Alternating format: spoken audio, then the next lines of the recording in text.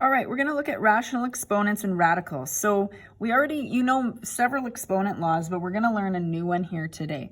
So for us to learn this, though, it's helpful to sort of review one of the exponent laws called the product of powers. So remember that if you have the same base number, so I have a as the base number, and I'm multiplying these two terms together, I add exponents. So a to the m times a to the n would equal a m plus n.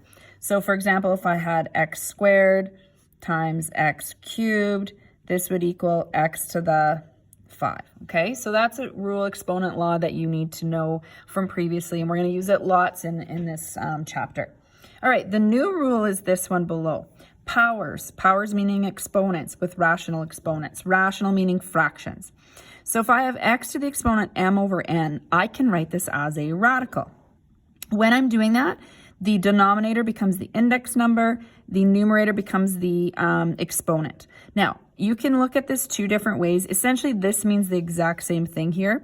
The only reason the brackets is here is it's just showing that you can actually do the root first and then take it to the exponent m, or you can actually say x to the m first and then take it to whatever the index number is. So when we're doing our questions, to make the number smaller, we do this, but you don't necessarily need to even have the brackets there all the time, okay?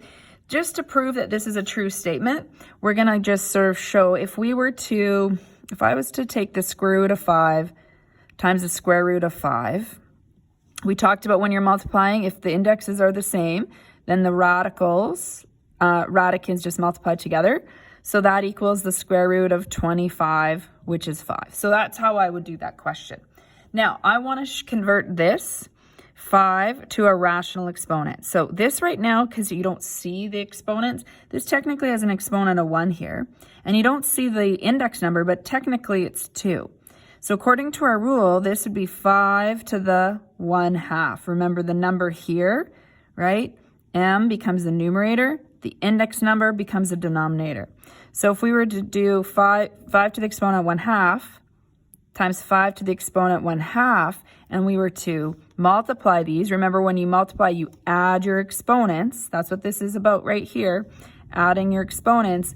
1/2 plus 1/2, of course, is just 1, which is 5. So it's just a proof showing that this must be true.